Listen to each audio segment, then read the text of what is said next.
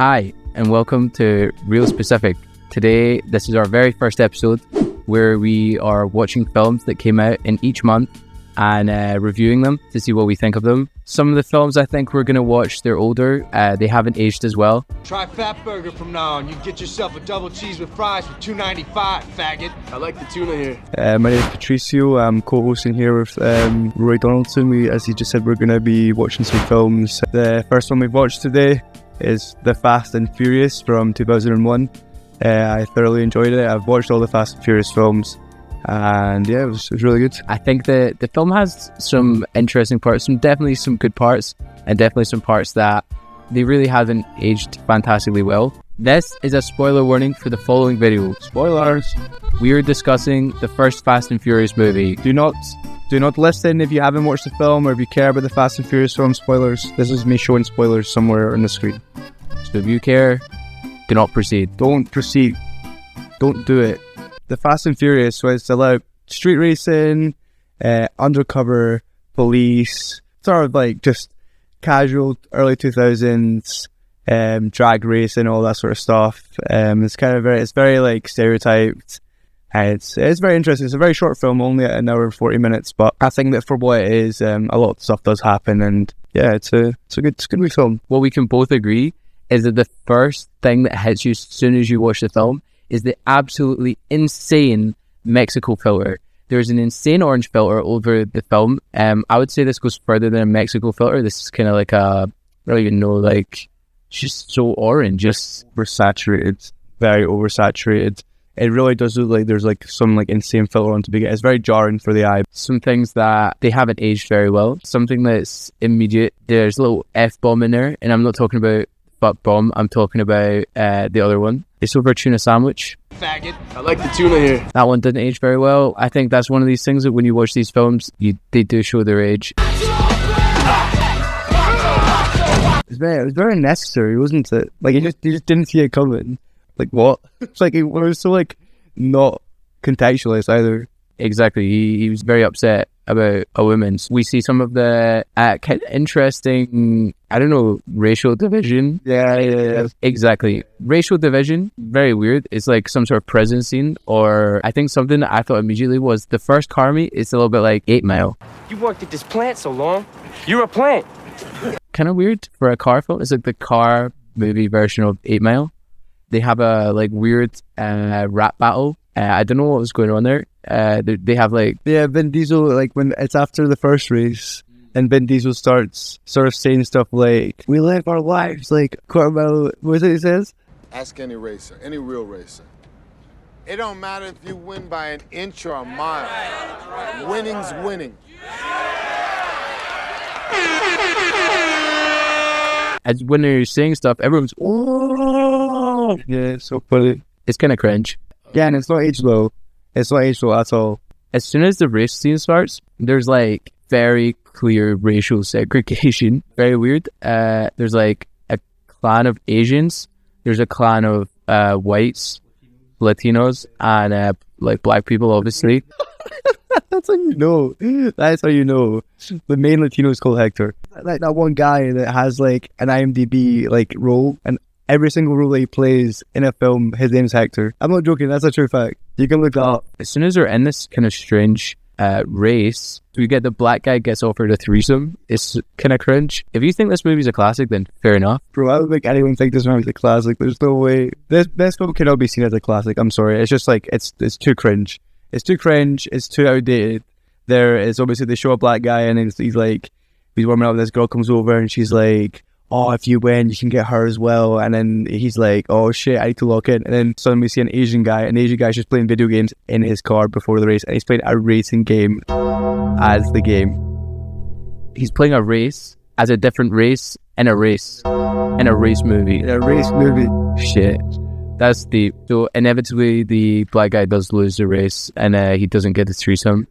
So if you're watching the film for the threesome, it doesn't happen. And then actually no sex in the film. There's some implied sex, I think, with... well, they can't show too much. True. There's that scene with when they're fucking in a garage. They're not actually fucking, though. Are they fucking? Nah, they're not fucking. That's not fucking. What were they doing? They were just having an intimate moment. They were so fully clothed. It was when they were playing that really weird music. Remember? Well, then that's when they break into the Asian people's gaff. Yeah, so getting on to the Kung Fu Chinese HQ. In terms of stairs, it's been an interesting one. As soon as they pull up, it's like a Chinese supermarket, or I'm not entirely sure what. It looks like a tourist attraction. Do you not think? It actually looks like China. It's like massive, like it's like those like stereotypical like Chinese sort of red, yellow buildings. You know what I mean? Definitely. And it's just the second shot or third shot is like some like Kung Fu statue. It's kind of strange. There's kind of an ADHD mole man who has severe learning disabilities, and he breaks down and he has an emotional kind of scene. Yeah, so it's one of those moments that me and Rory picked up where like this is an attempt for them to sort of show character development for a character that wasn't getting that much screen time, but we both thought it was quite comical because he basically started speaking about what they used to call ADD, which is ADHD now, to Brian, and he was basically saying how he feels that, quote, I don't know, it's something about engines that calms me down, you know?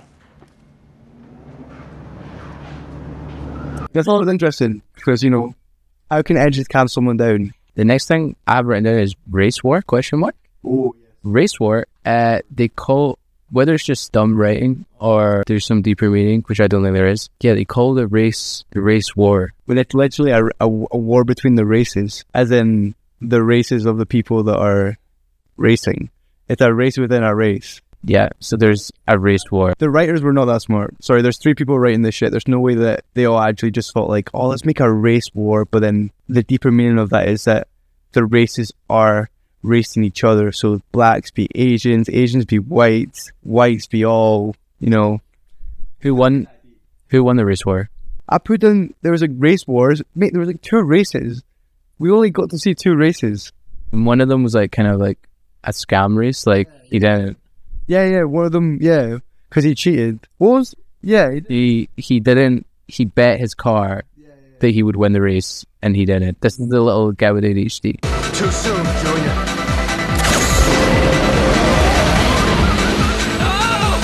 And he basically said, oh yeah, I'll give you my car if you win this race. And this is the main Asian guy that he was racing, and he lost, and he just drove away. The next thing that happens is the main character, who's called Brian O'Connor? Yeah. Actually, this is interesting. Who do you think the main character is in this film? I would say... Is it Brian? Yeah, Brian. It starts and ends with Brian. So would you say the main character is Brian? I would say so. Because obviously the Fast and Furious is a long series of films. It's a saga. There's like over 10 films. But you never really know who the main character is in these films. Like, it basically does follow Brian, but there's obviously the Tokyo Drift films. You don't really know who's the main character there because you don't really see any of them again apart from Han. You don't really know. Everyone usually says it's Dom because Dom's like the main sort of like recurring character that brings everyone together. But then for this one, I would say it's Brian's film because it's about Brian.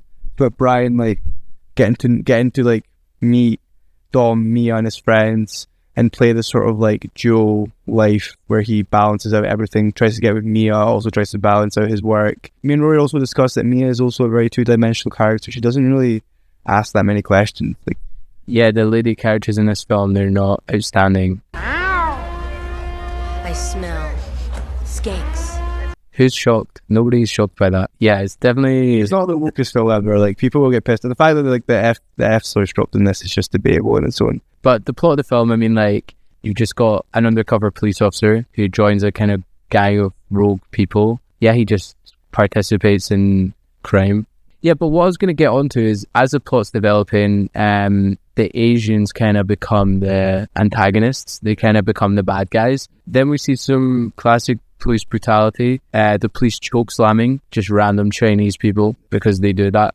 They actually do that. I mean, they've not been charged for anything. They're just raiding them because Brian like gave them a wee slip because he's obviously undercover, so he knows what's happening, and he thinks that he's doing a good job by giving away the Chinese, but with the police actually want his Dom. It's a very conflicting time because he doesn't want to give away Dom because he actually kind of likes Dom and his sister, more his sister.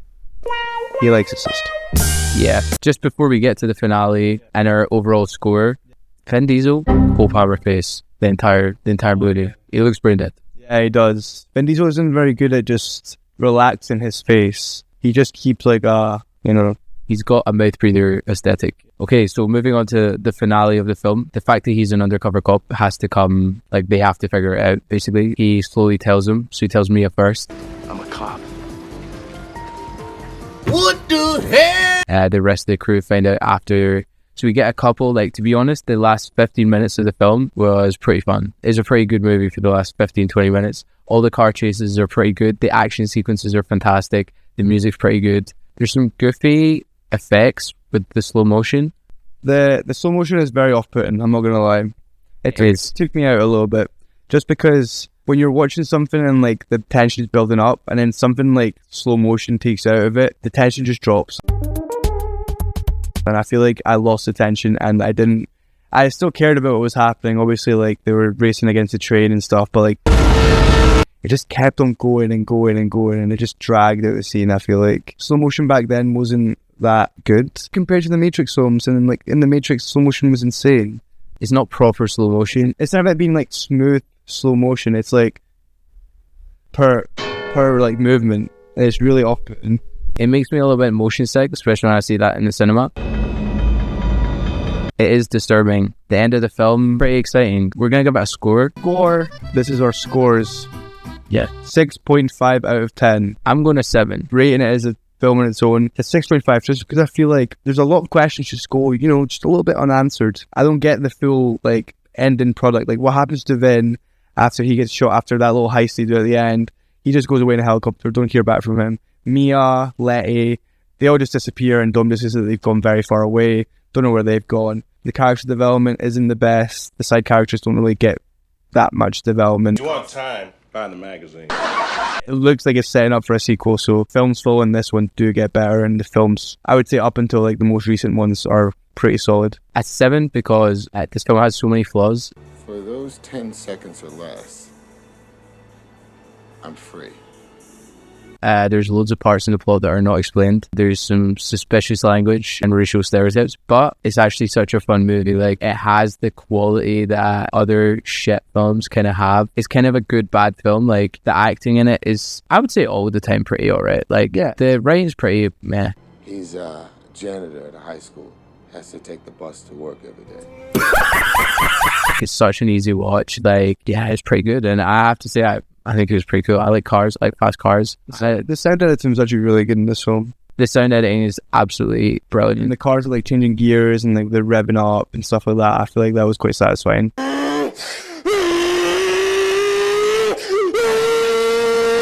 Yeah, I would say that it's pretty good. The music as well is like odd, but it's still like really, really good. The only other thing I would say, there's some interesting plot armor. Oh, 100%. Super insane. We have Letty at the end. Get absolutely destroyed. Come on, girl, you all right? It was like, it's like a crash that you just don't, you can't just like pull yourself out of the car after that. Like, that's like hospital at least 2 weeks. You're not walking again for some time. Like, that is insane. So this is fun facts for the film. So I've looked up some fun facts. I've got them in front of me. I'm just gonna, Rory, it's not hard, these fun facts, so this is gonna be an actual natural reaction from Rory. I'll give you the first one, okay? When filming the first Fast and Furious film, Jordana Brewster and Michelle Rodriguez, who Leia and Mia, didn't have driver's license before the film and had to take driving lessons during production to get their licenses. Part of me isn't surprised. Hollywood actors, a lot of the time, just don't drive. Like, I think it's like Leonardo DiCaprio or something didn't drive. I don't think it's easier to get your driver's license in America than it is here. But in America, it's more standard to drive automatics, and all those cars were manual. That's a good point. Right, okay. Okay, I've got two more, okay? I've got two more fun facts. So this is in regards to who was going to play Brian O'Connor, who's obviously played by Paul Walker, may he rest in peace. We have people that could have played Brian O'Connor, okay? So the director, Rob Cohen, looked at Mark Wahlberg, Christian Bale, and you're going to find this just hilarious based on what you said earlier on, and Eminem. Oh my god, what the fuck? Eminem in Fast and Furious? What the fuck? There's a universe we live in where Eminem is in Fast and Furious. What the fuck? I have to say Christian Bale. I feel like this is the exact type of film that Mark Wahlberg is in. He's in Transformers. Your car? Huh? Sweetie, hand me my alien gun. I think another car film is fine. Christian Bale, I feel that Fast and Furious is maybe a bit below him. So, last fun fact, the first street race in the film had over 15,000 sound effects added onto it.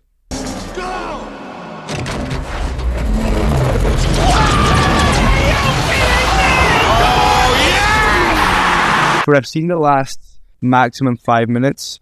Respect. The sound mixing is really good in it though. I don't know if I noticed that it was 15,000 sound effect wise. Referencing from movie web. Better be lying to us because we're showing this now. We don't want to give misinformation because we only give authentic reviews.